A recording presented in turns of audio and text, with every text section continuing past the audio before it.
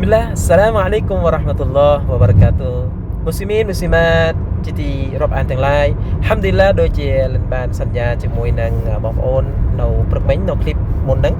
ថាលិននឹងមានពេលលិននឹង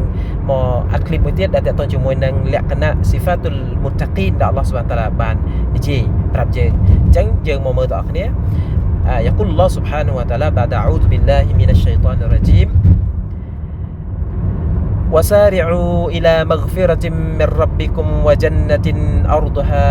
السماوات والأرض أعدت للمتقين الذين ينفقون في السراء والضراء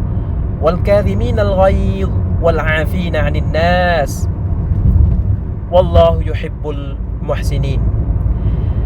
والذين إذا فعلوا فاحشة أو ظلموا أنفسهم ذكروا الله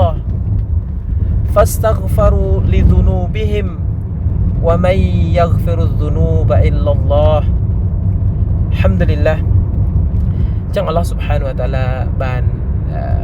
អំពាវនាវឲ្យយើងទាំងអស់គ្នាក៏ដូចជាប្រើពួកយើងទាំងអស់គ្នាឲ្យយើងរស់រានប្រញាប់បញ្ញាទៅរកការ Maghfirah ការអភ័យទោសពី Allah Subhanahu Wa Taala ហើយទៅរកឋានសួគ៌របស់ Allah Subhanahu Wa Taala ដែល Allah Subhanahu Wa Taala ត្រៀមសម្រាប់អ្នកដែលមុតតាគីអ្នកដែលកោតខ្លាចទៅចំពោះ Allah Subhanahu Wa Taala អញ្ចឹងនៅក្នុងអាយ៉ាបន្តមកខ្ញុំនឹងនិយាយអំពីលក្ខណៈឬស៊ីហ្វាត់អ្នកដែលមុតតាគីមានប្រមាណប្រការអញ្ចឹងយើងមកមើលទាំងអស់គ្នា Allah Subhanahu Wa Taala យ៉ាងម៉េច Uiddat lil muttaqin ដែល Allah Subhanahu Wa Taala ត្រៀមសម្រាប់អ្នកដែលកោតខ្លាចទៅចំពោះឬអ្នកដែលតក្វាទៅចំពោះ Allah Subhanahu Wa Taala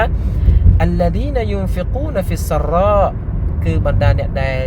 គេហៅថាគាត់បរិច្ចាគជានិច្ចកាលគាត់បរិច្ចាគមិនថាគាត់មានឬគាត់ក្រគាត់បរិច្ចាគមិនមែនថាបរិច្ចាគនៅពេលតែមានទេដល់ពេលក្រអត់ទេអញ្ចឹងគាត់បរិច្ចាគជានិច្ចកាលគាត់បរិច្ចាគមិនថាគាត់មានឬគាត់ក្រគាត់បរិច្ចាគជានិច្ចកាលទី1ទី2 wal kadhimin al ghayz គឺជាអ្នកដែលគេហៅថាចេះអត់ធ្មត់ចេះអត់ទ្រាំគេធ្វើបាបមិនគេហៅថាមិនឆ្លើយឆ្លងឬក៏មិនធ្វើគេវិញដោយគេហៅថាដោយនោះទេគឺអត់ទ្រាំទី3 wal afina anin nas អានេះសំខាន់ទៀតអានេះសំខាន់ណាបងប្អូនអានេះសំខាន់ណាស់ដោយសារ wal afina anin nas គឺគេហៅថាអត់យកទោសពីអ្នកដែលមកធ្វើបាបអត់តបស្លាអត់តបគេមកធ្វើបាបហើយអត់ឆ្លើយទៅហើយមានថាអត់សងសឹកហើយលើកលែងទោសឲ្យគេទៀតលើកលែងទោសឲ្យគេគឺនេះគឺជាស៊ីហ្វាត់លក្ខណៈអ្នកដែលចូលសុរគររបស់ Allah Subhanahu អ្នកដែលចង់ចូលឋានសួគ៌របស់ Allah Subhanahu Wa Taala ម៉ាសាអល់ឡោះបងប្អូន